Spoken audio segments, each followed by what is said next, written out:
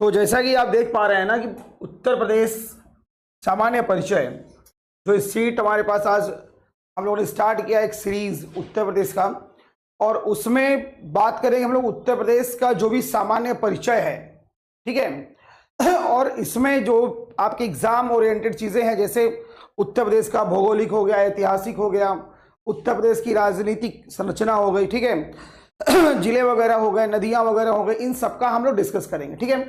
दूसरी चीज एक बात और है कि इसमें जो भी एग्जाम इस समय आने वाले हैं, जैसे ईसीसी का एग्जाम आपका हो गया, मुख्य सेविका का एग्जाम हो गया, इवन कि जो एग्जाम अभी आने वाला है यूपी पुलिस का, जो 8, 9, 10 को एग्जाम होगा, उसके लिए भी काफी इंपॉर्टेंट क्लास है, ठीक है। वैसे जो आज हम लोग स्टार्ट कर रहे हैं उत्तर प्रदेश का सामान्य परिचय, ठीक। तो सामान्य परिचय में हम लोग बात करेंगे। देखो सबसे पहली स्लाइड खुल के आ रही है कि उत्तर प्रदेश के मंडल कितने हैं भाई, उत्तर प्रदेश के कुल मंडल की संख्या कितनी है। तो उत्तर प्रदेश कुल मंडल कितने हैं? 18 मंडल। पहला क्वेश्चन तो आपको यही याद रखना है कि उत्तर प्रदेश के मंडल कितने हैं। तो उत्तर प्रदेश के मंडल कितने हैं? 18। कितने हैं? 18 मंडल हैं, ठीक है। और ये 18 मंडल के नाम देख लीजिए आप, ठीक। तो ये मंडल के नाम देखो भाई, चलिए उत्तर प्रदेश के 18 मंडल, ठीक। देखो भाई, लखनऊ, बरेली, उन्नाव, हरदोई, सीतापुर और लखीमपुर खीरी, ये जो है लखनऊ मंडल के अंतर्गत आते हैं। किसके अंतर्गत आ रहे हैं ये? लखनऊ मंडल के अंतर्गत आने वाले ये जिले हम देख पा रहे हैं। लखनऊ, बरेली, रायबरेली, उन्नाव, हरदोई, सीतापुर और खीरी। कानपुर देखते हैं, कानपुर, और याद रखिए लखनऊ किस नदी किनारे बसा है? गोमती। और कानपुर गंगा, ठीक है। और कानपुर गंगा के दाईं ओर बसा हुआ है। प्रश्न कभी कभी यही पूछता है कि कौन सा शहर किस नदी के किनारे बसा हुआ है और किधर बसा हुआ है, तो भी आपको ध्यान रखना है, ठीक है। तो इसमें क्या है? कानपुर नगर आ जाएगा, कानपुर देहात है, कन्नौज है, फरखाबाद है, औरैया है और इटावा है, ठीक है। दूसरी चीज कि यहां पर जो आपको नगर दिखाई दे रहे हैं, इनके बारे में भी हम लोग बात करेंगे कि कानपुर नगर में क्या इंपॉर्टेंट है। जैसे आप बोलते हो उत्तर भारत का मैनचेस्टर कहते हैं कानपुर को, ठीक है। जब कभी आप अगर ब्रिटिश एम्पायर पढ़ते हैं, ब्रिटिश इतिहास पढ़ते हैं, तो एक चीज आपको जरूर समझ में आएगी कि कानपुर को उत्तर भारत का मैनचेस्टर कहा गया था, ठीक है। क्यों कहा गया था? क्योंकि यहां पर जो इंडस्ट्रीज थी, ठीक है, मेनली बहुत डेवलप इंडस्ट्रीज थी।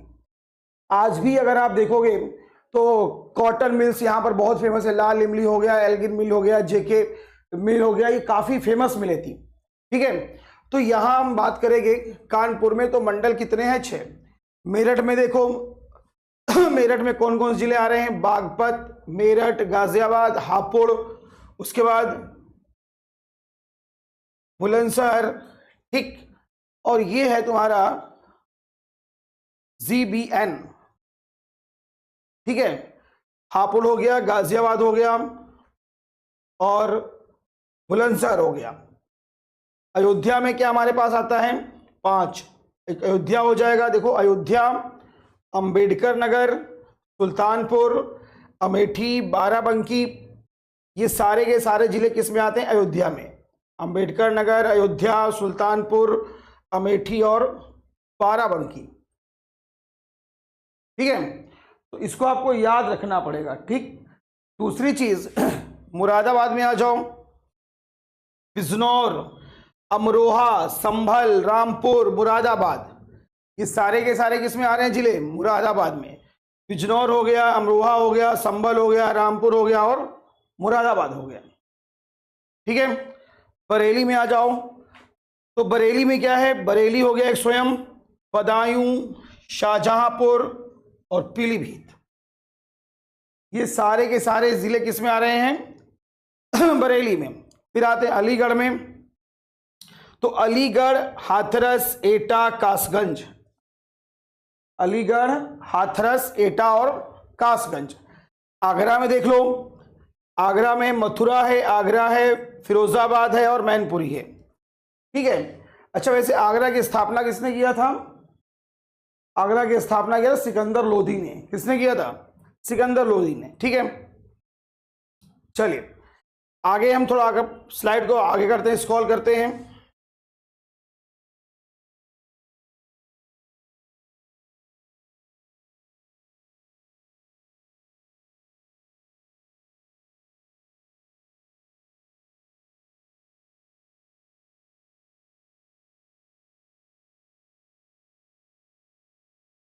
देवी पाटन।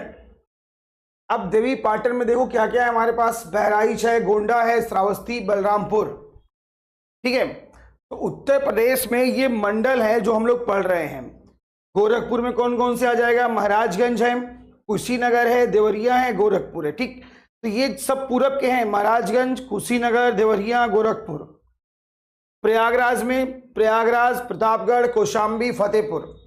वाराणसी में देख लीजिए, वाराणसी है, जौनपुर है, चंदौली है और गाजीपुर है। वाराणसी मंडल के जिले हैं 4। चित्रकूट में चित्रकूट, बांदा, हमीरपुर और महोबा। चित्रकूट, बांदा, हमीरपुर और महोबा। झांसी में देखो, झांसी में आते हैं, ललितपुर आ जाता है, झांसी है और जालौन है। जो यहां पर लिखा है आपको याद इसे करना पड़ेगा, इसके लिए कोई ट्रिक्स नहीं है आपके पास। जो भी मंडल हैं आपको याद करने पड़ेंगे। जैसे सहारनपुर हो गया तो सहारनपुर, शामली, मुजफ्फरनगर। मिर्जापुर में सोनभद्र, मिर्जापुर, भदोही। आजमगढ़ में 3 है, आजमगढ़, मऊ और बलिया। ठीक है, बस्ती में देखो, बस्ती है, संत कबीर नगर है और सिद्धार्थ नगर है।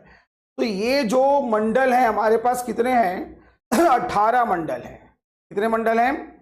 18 मंडल हैं। तो आपको ये याद रखना है कि सबसे ज्यादा देखो जिले किस किस मंडल में है। तो देखो लखनऊ, कानपुर, मेरठ। यहां पर जो मंडल है वो कितने हैं? सबसे अधिक जो जिले हैं किस मंडल में? लखनऊ में है, कानपुर में और मेरठ में है। 6 जिले हैं इसमें, लखनऊ, रायबरेली, उन्नाव, हरदोई, सीतापुर, लखीमपुर खीरी। कानपुर में देखो कानपुर नगर, कानपुर देहात, कन्नौज, फर्रुखाबाद, औरैया और इटावा। मेरठ में भी 6 हैं, बागपत, मेरठ, गाजियाबाद, हापुड़, हिबियन और बुलंदशहर। ठीक, तो 6 वाले जिले, जो 6 वाले मंडल हैं वो 3 है, लखनऊ है, कानपुर है और मेरठ है। लखनऊ है, कानपुर है और मेरठ है, याद रखिए इस चीज को। 6 वाले याद रखिए। फिर 5 वाले में केवल 2 ही हैं, अयोध्या है और मुरादाबाद है। अयोध्या में देखो, अयोध्या हो गया, अंबेडकर नगर हो गया, सुल्तानपुर, अमेठी और बाराबंकी। उसके बाद मुरादाबाद में बिजनौर, अमरोहा, संभल, रामपुर, मुरादाबाद।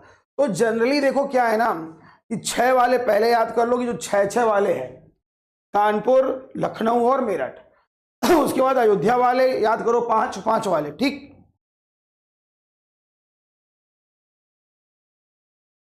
अब देखो यहां पर जिले और उसके मुख्यालय, ये क्वेश्चन पूछता है। और कभी कभी क्या होता है कि मैच कराने के लिए देता है, जिला दे देगा और मुख्यालय दे देगा और बोलेगा इसको आप मैच कराइए। ठीक है, तो आप मैच कैसे कराओगे? जैसे कानपुर देहात है, ठीक, तो कानपुर देहात का क्या है? अकबरपुर माती। क्या है? माती। तहसील जिसको बोलते हो अपना मुख्यालय। कुशीनगर का क्या है? पडरौना। कुशीनगर, ये वही कुशीनगर है जिसको आप कुशीनारा कहते हो, जहां पर गौतम बुद्ध ने क्या किए थे? प्राण त्यागे थे। कुशीनगर में क्या हुआ था? गौतम बुद्ध को महापरिनिर्वाण प्राप्त हुआ था। और दूसरी चीज ये है बच्चा कि यहीं पर कुशीनगर में ही गौतम बुद्ध ने अपना अंतिम उपदेश दिया था। किसको दिया था? शुभेच्छु को दिया था। किसको दिया था? शुभेच्छु को दिया था। ठीक है, इसको आपको याद रखना है। ये क्वेश्चन पूछा था कि सबसे अंतिम उपदेश गौतम बुद्ध ने किसे दिया? तो शुभेच्छु को दिया था। क्वेश्चन यही पूछा जाता है कि उन्होंने सबसे पहले प्रथम उपदेश किसको दिए? तो 5 ब्राह्मण सन्यासियों को दिए थे, जिसको आप क्या कहते हो? धर्म चक्र प्रवर्तन कहते हो। क्या कहते हो इसको? धर्म चक्र प्रवर्तन कहा था। ठीक है, तो इसको याद रखिए। कुशीनगर, पडरौना, कौशाम्बी, मजनपुर, ये मुख्यालय आपको याद करने हैं। मुख्यालय पूछता है। फिर सोनभद्र आ जाओ। सोनभद्र क्या है? रॉबर्ट्सगंज। सोनभद्र, ये पूरा एरिया जो है ना, सोनभद्र का एरिया, सोनभद्र, मिर्जापुर, ये सारा का सारा एरिया जो है, ये पूरा का पूरा याद करो पत्थरों से, यहां पर सीमेंट के कारखाने तुम्हें बहुत मिलेंगे, ठीक है। और यहाँ की जो रेंज है ना विंध्याचल रेंज है, और विंध्याचल रेंज में बेटा लाल बलुआ पत्थर की अधिकता सबसे ज्यादा है, एक चीज याद रखना। दूसरी चीज कि लाल बलुआ पत्थर तो ठीक है, यहां पर कोई खनिज नहीं पाया था विंध्याचल में, विंध्याचल में कोई खनिज नहीं पाया जाता, लाल बलुआ पत्थर पाए जाते। और विंध्याचल की सबसे ऊंची चोटी कौन सी है, याद रखना, लिख लेना इसको, गुडविल, जिसको हिंदी में कहते हैं सद्भावना शिखर। क्या कहा जाता है इसको, सद्भावना शिखर कहा जाता है, याद रखना, ठीक है। तो सोनभद्र हो गया, रॉबर्ट्सगंज, संभल, पवांसा, संभल क्या है, पवांसा, सिद्धार्थनगर, नौगढ़, संत कबीर नगर, खलीलाबाद। कहने का मतलब क्या है कि मैं ये बता रहा हूं कि जिले और मुख्यालय कौन कौन से, आपसे क्वेश्चन इसमें पूछा जाता है, ठीक है। अमेठी का देख लो, अमेठी का है गौरीगंज, अमेठी क्या है, गौरीगंज, अमेठी कांग्रेस का गढ़ है, अमेठी याद रखना इस चीज को भाई। अंबेडकर नगर, अकबरपुर, गौतम बुद्ध नगर, नोएडा, गौतम बुद्ध नगर, नोएडा, भदोही, ज्ञानपुर, बनारस से लगा हुआ है ना, भदोही, ज्ञानपुर, फर्रुखाबाद, फतेहगढ़, जालौन, उरई। अब आते हैं जरा अपने प्रदेश के महत्वपूर्ण राजकीय चिन्हों पर।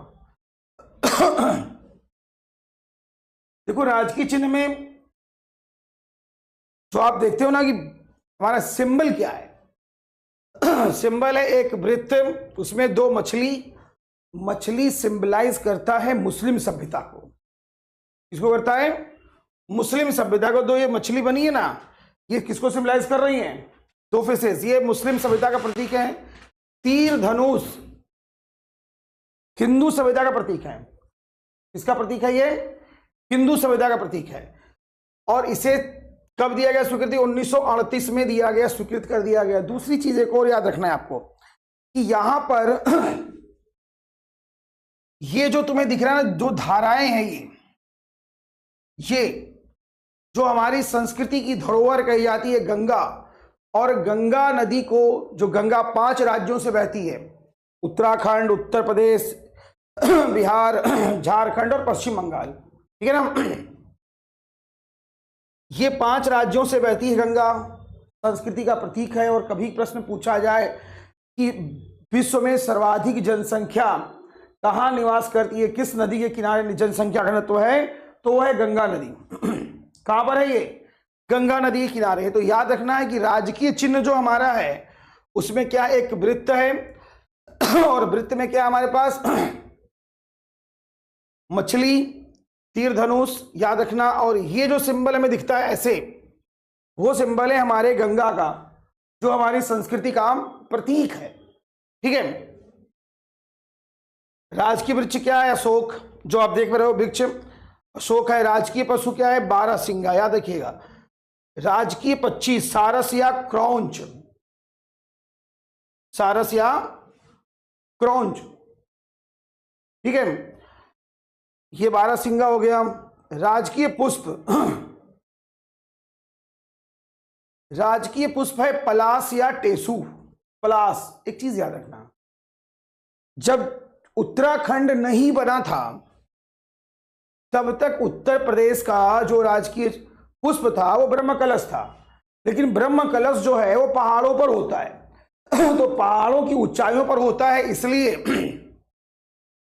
वो तो चला गया, अलग हो गया, है ना। तो उसे हमने हटा करके क्या किया, पलाश को कर लिया। तो उत्तर प्रदेश का जब भी पूछता है कि राजकीय पुष्प क्या है, तो क्या है, पलाश है। और पलाश 2 राज्यों का है, जब कभी आप पढ़ोगे तो झारखंड और उत्तर प्रदेश, ठीक, इन दोनों का राजकीय पुष्प क्या है, पलाशी है, ठीक है ना। राजकीय खेल हमारा क्या है, हॉकी है। उसके बाद देखो भाई, हमारी राजकीय भाषा हिंदी है जो देवनागरी लिपि है, लेकिन उर्दू को दूसरी राजकीय भाषा बनाया गया 1989 में, याद रखिएगा इस चीज को। उर्दू हमारे प्रदेश की क्या है, दूसरी राजकीय भाषा है, पहली कौन सी, हिंदी है, ठीक है, इसको आपको याद रखना है। चलिए अब आते हैं प्रदेश का, थोड़ा सा भौगोलिक विभाजन कर लेते हैं। अब देखो उत्तर प्रदेश का जो मोस्टली एरिया है ना, वो गंगा का मैदानी भाग है। किसका भाग है वो? गंगा का मैदानी। ये पूरा रीजन जो दिख रहा है हमको, पूरा ये रीजन दिख रहा है, ये पूरा रीजन जो हमें दिख रहा है ये पूरा रीजन क्या है? ये पूरा गंगा का मैदानी भाग है ये, ठीक है। इसको हम कहते हैं गंगा का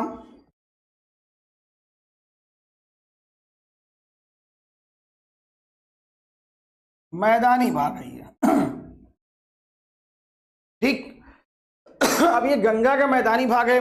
गंगा और उसकी सहायक नदियों के द्वारा लाई गई मिट्टी के जमाव से निर्मित है, याद रखना इस चीज को, ठीक। अगर इसका हम भौगोलिक विभाजन देखेंगे तो, ठीक है। तो गंगा का मैदानी भाग, अब इसको अगर हम डिवाइड करते हैं ना, तो ये 4 पार्ट में डिवाइड होता है, ठीक है।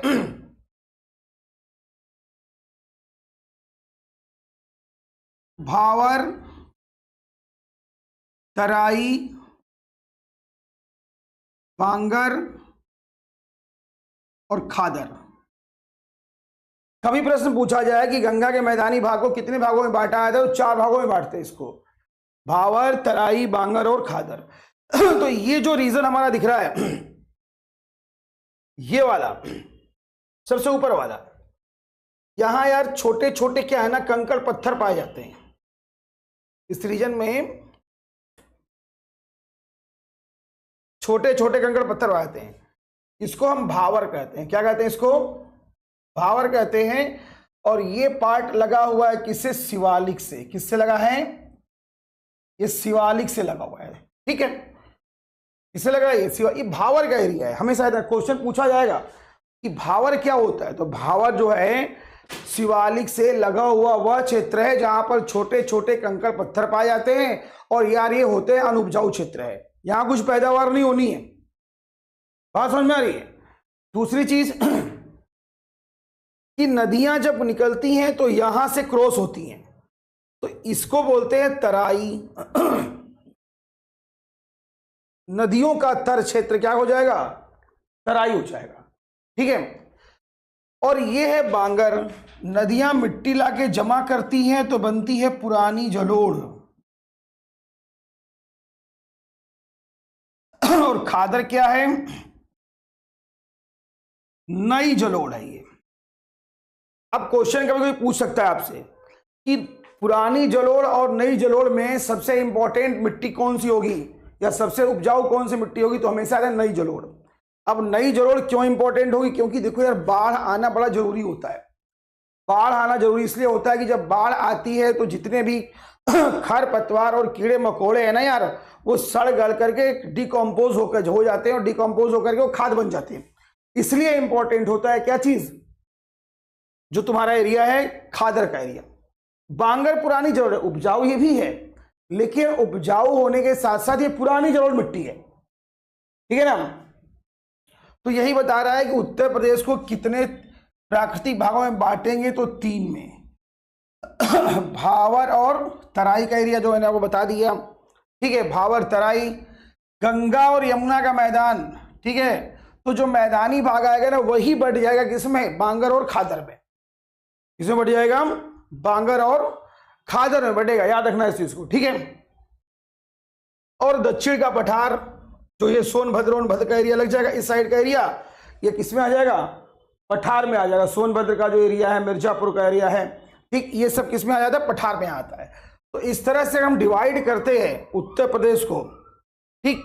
तो हम एक देखते हैं कि भावर, तराई, बांगर और खादर, ये 4 तो हो ही गए। उसके बाद दक्षिण का पठार आ जाएगा, ठीक है। तो कभी आपसे प्रश्न पूछा जाता है उत्तर प्रदेश को कितने प्राकृतिक भागों में बांटोगे, तो मेनली 3, भावर, तराई, गंगा यमुना का मैदान और दक्षिण का पठार। अब याद रखना है कि पहला क्या हो जाएगा? भावर, तराई। दूसरा क्या हो जाएगा हमारे पास?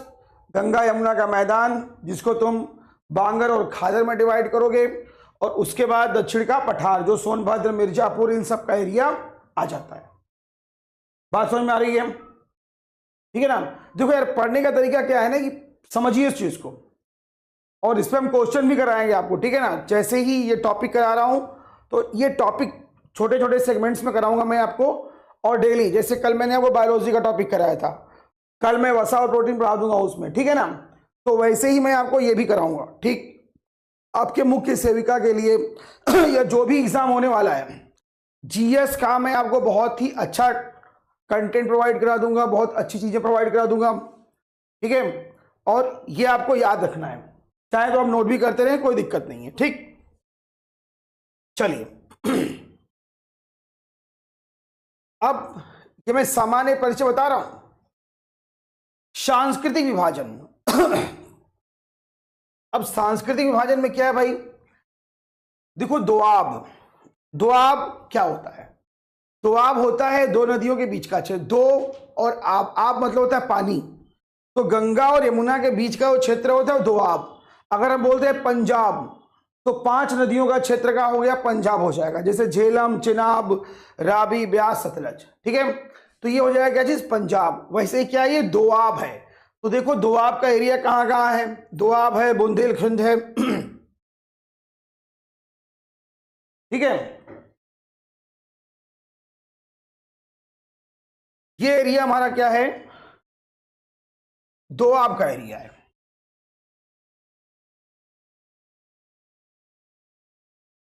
ये दोआब हो गया, दोआब, ठीक उसके बाद ये एरिया बुंदेलखंड का एरिया, भैया ये याद रखना, बुंदेलखंड है, ये ध्यान रखना, बुंदेलखंड।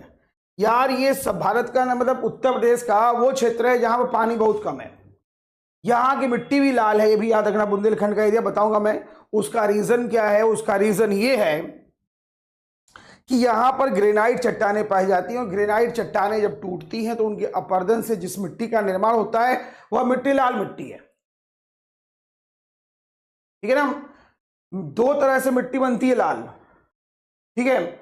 एक मिट्टी बनती है हमारे पास ग्रेनाइट चट्टानों के अपरदन से, और एक मिट्टी होती है जब अधिक वर्षा हो जाएगी तो उसके जितने भी पोषक तत्व हैं वो बह करके नीचे चले जाते हैं, ऊपर एल्युमिनियम और क्या बचता है, आयरन, और वो बनाता है क्या चीज, एल्युमिनियम ऑक्साइड और आयरन ऑक्साइड, ठीक है। इससे क्या होता है, लाल होता है।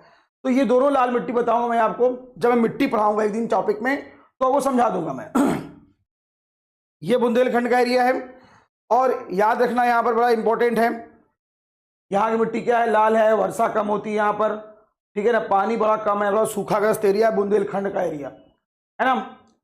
और याद करो, केन बेतवा लिंक परियोजना अभी चालू की जा रही है, बेतवा जिस पर माता टीला डैम बना हुआ है, ठीक है, अर्जुन डैम बना हुआ है, ठीक। तो बहुत सारी चीजें यहाँ पर बहुत इंपॉर्टेंट हैं। ये है पूर्वांचल, ये जो आप देख पा रहे हो ना, ये रीजन पूरा क्या है, ये पूर्वांचल है भाई साहब, पूर्वांचल, जहां की प्रमुख नदी गंगा है। जहां नदी कौन सी है, प्रमुख नदी गंगा नदी है, काफी इंपॉर्टेंट है, बात समझ में आ रही है। तो ये हमारे पास क्या है, पूर्वांचल का एरिया है, पूर्वांचल है। पूर्वांचल जो पूरा एरिया तुम्हारा आ जाएगा, गाजीपुर, गोरखपुर, बलिया, आजमगढ़, इस सब का एरिया क्या लगता है, पूर्वांचल, गाजीपुर, ये सब एरिया पूर्वांचल का एरिया है, ठीक है। ये है रोहेलखंड, ये रोहेलखंड है, जो फरकाबाद, बदायूं, कासगंज का जो एरिया देख पा रहे हैं आप, ये क्या है, ये रोहेलखंड का एरिया है, ठीक है। ये सब रोहेलखंड का एरिया है। ये बीच में अवध, ये देख लो, ये पूरा लखीमपुर खीरी वगैरह एरिया, लखनऊ से लगा हुआ उन्नाव वगैरह, ये सब किस में आ जाएगा, ये आ जाएगा अवध में। और ये रीजन जो हमें दिख पा रहा है केवल ये क्षेत्र, यहां पर चित्रकूट का एरिया पड़ जाएगा तुम्हें, और ये बघेलखंड, कौन सा है ये, बघेलखंड। चित्रकूट का जो क्षेत्र है ना यार, वो बघेलखंड का एरिया में आ जाएगा, ठीक है। चलो